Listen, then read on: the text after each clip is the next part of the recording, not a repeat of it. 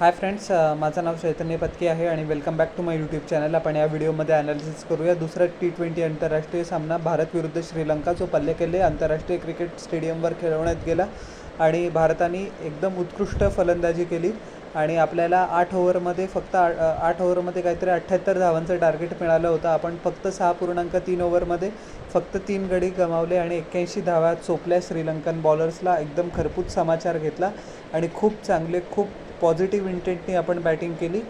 ही काळाची गरजच होती लास्ट मॅचमध्ये की आपल्याला खूप चांगली सुरुवात करावी लागणार आहे आणि जयस्वालने ॲक्च्युली तसंच केलं. 30 धावा केल्या 15 चेंडूंमध्ये. खूप उत्कृष्ट खेळी केली. हार्दिक पांड्याने फिनिशिंग टचेस दिले. मी प्रिव्ह्यूमध्ये पण बोललो होतो हार्दिक पांड्याकडनं खूप अपेक्षा आहे या गेममध्ये आणि तो त्या अपेक्षांवर खरा उतरला. 22 नाबाद फक्त 9 चेंडूंमध्ये आणि आपण ही सिरीज 3 मॅचच्या T20 इंटरनॅशनल सिरीजमध्ये आपण 2-0ने आता आपण बढत घेतली आहे आणि आपण ही सिरीज जिंकली. So congratulations to Suryakumar Yadav and Gautam Gambhir, captain coach combo. पहिलीच सिरीज आणि त्यांनी विजयश्री खेचून आणली. बॅटिंग टॉस इंडियाने जिंकला आणि पहिले बॉलिंगचा निर्णय घेतला. 20 ओव्हरमध्ये श्रीलंकेने 161 धावा केल्या 9 विकेट्सवर. रेग्युलर इंटरव्हल्सवर इंडियन बॉलर्सने विकेट घेतल्या. श्रीलंका ज्या वेळेला पण एक पार्टनरशिप कन्सॉलिडेट करायची प्रयत्न करत होती त्यावेळेला रवी बिश्नोईने स्ट्राईक केलं, अक्षर पटेलने स्ट्राईक केलं. सो श्रीलंकेचा जो स्कोर जो 190 पार जाणार होता तो फक्त 161 असू शकला. So full credit goes to Indian bowlers. Ravi बिश्नोईने त्याचे उत्कृष्ट व्हेरिएशन्स दाखवले, त्याची स्किल दाखवली. लास्ट मॅचमध्ये त्याला काही जलवा दाखवता आला नाही, बट या गेममध्ये त्यांनी उत्कृष्ट गोलंदाजी केली. गुगलीज दाखवली, फ्लिपर्स दाखवले. पेस त्याचा खूप चांगला होता, क्रीजचा चांगला उपयोग केला. 4 ओव्हरमध्ये 26 धावा 3 विकेट. सिराजला अनफॉर्च्युनेटली विकेट मिळाली नाही. 3 ओव्हरमध्ये त्यांनी 27 धावा दिल्या, त्याला विकेट नाही घेता आली. अक्षर पटेलनी पण खूप स्टंप टू स्टंप उत्कृष्ट बॅटिंग केली. श्रीलंकन बॅटिंगला जसं की तो ऑपोजिशनला T20 इंटरनॅशनलमध्ये करतो, चोक करतो, स्टायफल करतो मिडल ओव्हर्समध्ये. 4 ओव्हरमध्ये फक्त 30 धावा आणि 2 बळी पण त्यांनी घेतले.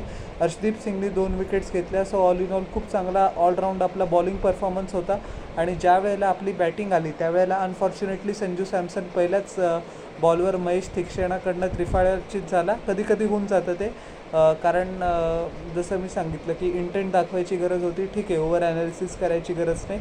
नेक्स्ट मॅचमध्ये संजू सॅमसन चांगल्या पद्धतीने परफॉर्म करेल.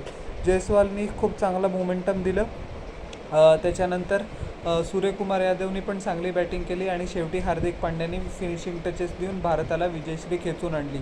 1 विकेट मिळाली वनिंदू हसरंगाला, 1 विकेट मिळाली महेश थिक्षणाला आणि 1 विकेट मिळाली फास्ट बॉलरला श्रीलंकेच्या.